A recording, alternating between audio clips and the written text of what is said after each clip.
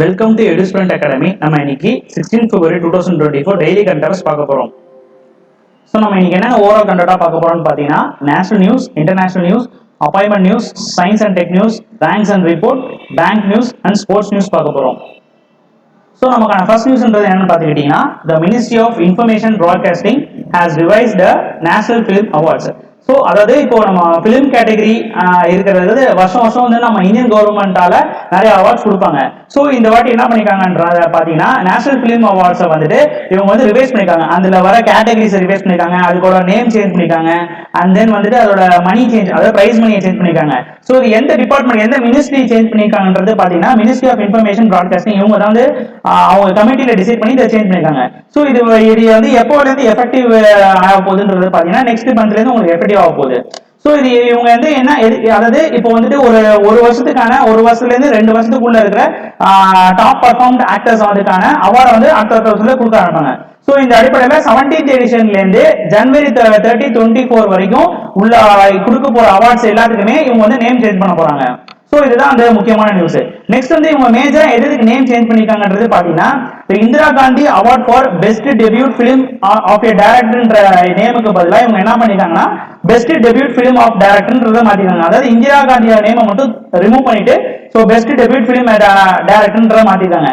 So next வந்து இதுல என்ன சேஞ்சஸ் கொண்டு வந்திருக்காங்கன்னு பாத்தீங்கன்னா, இந்த அவார்ட்ல இந்த அவார்ட் கொடுக்கறது மட்டும் இல்லாம அவங்களுக்கு வந்து சவர்ணா கமல்ன்ற ஒரு பழக்கமும், அதுக்கப்புறம் 3 லட்ச ரூபாய் கேஷ் பிரைஸும் கொடுப்பாங்க உங்களுக்கு. இந்த கேஷ் பிரைஸ் வந்துட்டு சோலி ஃபார் டைரக்டர்ஸ், டைரக்டர் மட்டும் தான் இந்த கேஷ் பிரைஸ் போய் சேரும் உங்களுக்கு.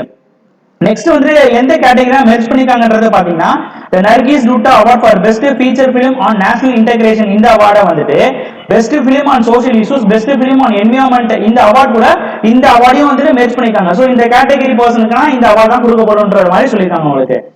ஸோ நெக்ஸ்ட் நமக்கு வந்து பிரைஸ் மணி என்ன சேஞ்ச் பண்ணிருக்காங்கன்றது பாத்தீங்கன்னா, நம்மளோட highest film அவார்ட்ல highest அவார்டுன்றது Dada Saheb Phalke award தான். ஸோ இதுக்கு வந்துட்டு முன்னாடி வந்து 10 lakhs கொடுத்துருந்தாங்க. ஸோ இப்போ வந்து அது 15 lakhs வரைக்கும் இன்க்ரீஸ் பண்ணிருக்காங்க. நெக்ஸ்ட் வந்துட்டு சவர்ணா கமல், ரஞ்சித் கமல்ன்ற இது அவார்டுக்கு வந்துட்டு வின்னர்ஸ்க்கு வந்துட்டு 3 லட்ச ரூபா வந்து கொடுக்க போறாங்க. அதுக்கப்புறம் வந்து சில்வர் லோட்டஸ், அதாவது இந்த ராஜத் கமல் வின்னர்ஸ்க்கு வந்துட்டு இப்ப 2 லட்ச ரூபா கொடுக்க போறதா சொல்லியிருக்காங்க. சோ இந்த நேஷனல் பிலிம் அவார்டு வந்துட்டு யார் என்று கொடுப்ப, எந்த டிபார்ட்மெண்ட் கீழே வருதுன்றது பாத்தீங்கன்னா, director of film festival under the ministry of information broadcasting கீழே வருது. சோ இது வந்துட்டு நிறைய டைப்ஸ் ஆஃப் அவார்ட் இருக்கு. மெயினா வந்துட்டு 4 அவார்ட்ஸ் தான் இந்த அதாவது நிறைய டைப் பேர் சொல்லுவாங்க. பட் ஆனா இது வந்து 4 செக்ஷன்ஸ் தான் இருக்கு உங்களுக்கு. என்னென்ன செக்ஷன்ஸ்ன்றது பாத்தீங்கன்னா, ஃபீச்சர் பிலிம், நான் feature film, best writing on cinema, அந்த பிரஸ்டீஜியஸ் டாடே சாக்ரிஃபைஸ் பவர், இந்த 4 செக்ஷன் ஆஃப் அவார்ட்ஸ் தான் இந்த இதுக்குள்ள இருக்குது. சோ இது 2024 என்ன டோட்டலா வந்து 27 ஃபீச்சர் ஃபிலிம்ஸ் அவார்ட் கொடுக்க போறாங்க, 15 நான் ஃபீச்சர் ஃபிலிம் அவார்ட் கொடுக்க போறாங்க. செகண்ட் வந்து best writing, 2 best writing awards கொடுக்க போறாங்க உங்களுக்கு. சோ நமக்கான செகண்ட் நியூஸ்ன்றது என்னன்னு பாத்தீங்கன்னா, Gupteswar forest declared as a biodiversity heritage site in Odisha. அதாவது பயோடைவர்சிட்டி ஹெரிடேஜ் சைட்ன்றது ஒரு முக்கியமான சைட். எல்லா ஸ்டேட்லயுமே வந்து இப்போ வந்துட்டு இம்ப்ளிமெண்ட் பண்ண ஆரம்பிச்சாங்க. ஒரு சைட் வந்து ரொம்ப இம்பார்ட்டன்டா இருக்கு, அதாவது அந்த சைட்ல வந்துட்டு நிறைய வந்துட்டு ஃப்ளோரா அண்ட் ஃபௌனா வந்து நிறைய இருக்குது, நிறைய பேர்ட்ஸ் வருது, நிறைய அனிமல்ஸ் இருக்குது, அந்த இடத்துல வந்து அந்த இதை ப்ரொடெக்ட் பண்ணும் அப்படின்ற ஒரு இதை வந்து பயோடைவர்சிட்டி ஹெரிடேஜ் சைட்டா அறிவிப்பாங்க. சோ இந்த அடிப்படையில வந்துட்டு ஒடிசால இருக்கிற குப்பட்டேஸ்வர் ஃபாரஸ்ட் வந்து இப்போ பயோடைவர்சிட்டி ஹெரிடேஜ் சைட்டா அறிவிச்சிருக்காங்க. சோ இது மூலமா ஒடிசால வந்துட்டு இது வந்து 4வது சைட்டா வந்துட்டு மாற போகுது உங்களுக்கு. சோ இதுதான் 4th சைட். சோ ஒடிசால இது வரைக்கும் 4 பயோடைவர்சிட்டி இருக்குது உங்களுக்கு. சோ இந்த குப்பட்டேஸ்வர் ஃபாரஸ்ட்ன்றது எத்தனை ஹெக்டார்ஸ் இருக்குன்றது பாத்தீங்கன்னா 350 ஹெக்டார்ஸ் இருக்குது. இது எது பக்கத்துல இருக்குன்றது பாத்தீங்கன்னா, குப்பட்டேஸ்வர் சிவா டெம்பிள்ன்ற ஒரு டெம்பிள் பக்கத்துலயும், அந்த இடத்துல வந்துட்டு ஒரு தொஹந்தர் கார்ட் ரிசர்வ் ஃபாரஸ்டும் இருக்குது உங்களுக்கு. சோ இதுதான் வந்துட்டு முக்கியமான ஜியோகிராபிகல் லொகேஷன் உங்களுக்கு. சோ நெக்ஸ்ட் வந்து இந்த பயோடைவர்சிட்டி ஹெரிடேஜ் சைட் வந்துட்டு பயோடைவர்சிட்டி ஆக்ட் 2002 செக்ஷன் 37(1) படி கொடுக்குறாங்க உங்களுக்கு. சோ இந்த ஆக்ட்ன்ற கான்செப்ட் வந்து ரொம்ப ரொம்ப இம்பார்ட்டன்ட். எப்போதுமே வந்து எஸ்எஸ்சில வந்துட்டு இப்போ வந்துட்டு கேட்டுட்டு இருக்காங்க, இந்த ஆக்ட் எந்த வருஷம் போட்டாங்க அப்படின்ற மாதிரி கேட்டுட்டு இருக்காங்க. சோ இது வந்து மெயினா வந்து அவங்க எப்படி எடுக்கிறாங்கன்னா, இந்த மாதிரி கரண்ட் அஃபேர்ஸ்ல வர வந்துட்டு உங்களுக்கு ஆக்ட் மூலமா தான் அவங்க வந்து क्वेश्चंस ஃப்ரேம் பண்றது உங்களுக்கு. சோ நமக்கான தேர்ட் நியூஸ்ன்றது பாத்தீங்கன்னா, Kaji Nemu declared state forest state fruit of Assam. அதாவது நமக்கான ஒரு ஸ்டேட் இருக்குன்ற வச்சிருக்கீங்க, அதுல வந்து state animal, state fruit, state ஸ்போர்ட்ஸ்ன்ற மாதிரி நிறைய கேட்டகரிஸ் இருக்குது. சோ இந்த அடிப்படையில் அசாம் கவர்மெண்ட் வந்து என்ன சொல்லியிருக்காங்கன்றது பாத்தீங்கன்னா, காஜி நீம் இது வந்துட்டு ஒரு சிட்ரஸ் லெமன்ஸ், நம்ம லெமன்னாலே அது வந்து சிட்ரஸ் அசிட்ன்றது உங்களுக்கு தெரியும். சோ இந்த அடிப்படையில் இதுதான் வந்துட்டு சிட்ரஸ்க்கு குயின், உங்களுக்கு குயின் ஆஃப் ஆல் சிட்ரஸ் ஃப்ரூட்ன்றது சொல்லுவாங்க இந்த காஜி லெமனை. சோ இதை வந்துட்டு இவங்க வந்துட்டு அசாம் ஸ்டேட்டோட நேஷனல் ஸ்டேட் ஃப்ரூட்டா வந்து அறிவிச்சிருக்காங்க. இதை யார் அறிவிச்சிருக்காங்கன்றது பாத்தீங்கன்னா அசாம் ஸ்டேட்டோட அக்ரிகல்ச்சர் மினிஸ்டர் அட்டுல் போரா தான் வந்து இதை அறிவிச்சிருக்காங்க உங்களுக்கு. சோ நெக்ஸ்ட் நமக்கு ஃபோர்த் நியூஸ்ன்றது என்னன்னு பாத்தீங்கன்னா PM Modi inaugurates first Hindu temple in Abu Dhabi, symbolize religious freedom and India UAE ties உங்களுக்கு.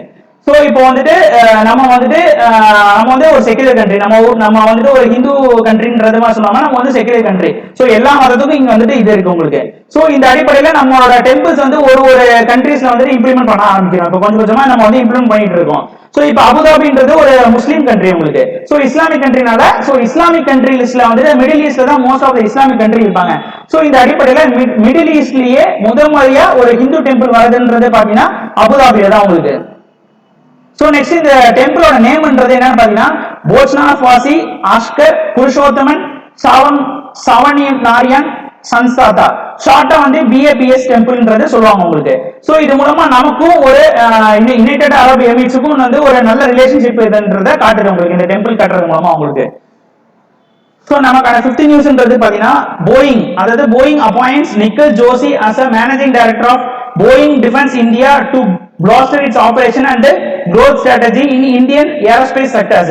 அதாவது போயிங்ன்றது ஒரு ஏரோஸ்பேஸ் கம்பெனி. இவங்க வந்து உலகம் ஃபுல்லா நிறைய ஃபிளைட் வந்து மேனுஃபேக்சர் பண்ணி தரதா அவங்களோட மெயின் டியூட்டி.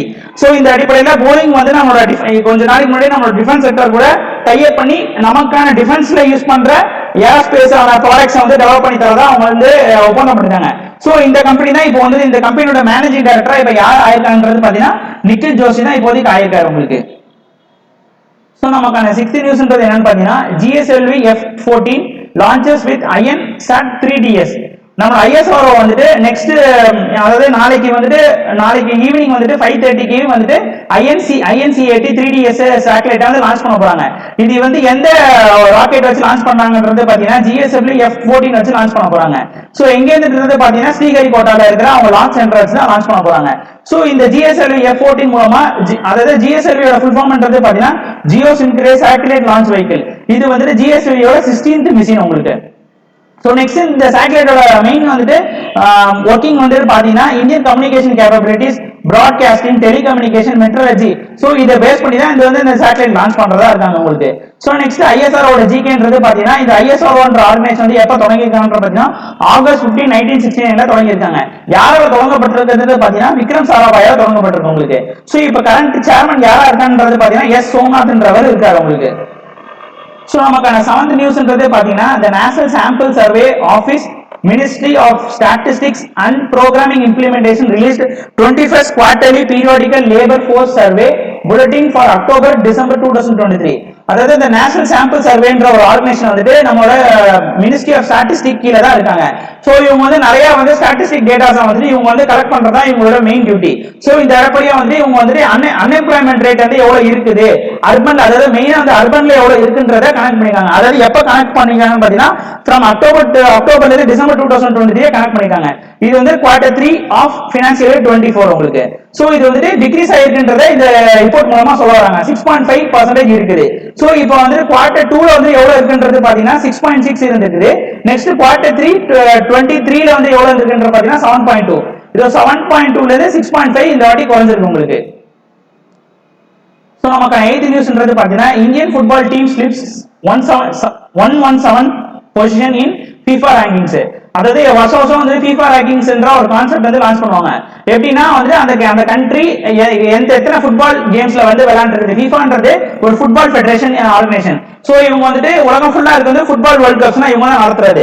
சோ இவங்க வந்துட்டு இப்ப என்ன சொல்லிருக்காங்கன்றது பாத்தீங்கன்னா இந்தியாவோட ரேங்க் வந்து உலக தரத்துல வந்துட்டு 114வது ரேங்க்ல இருக்குது.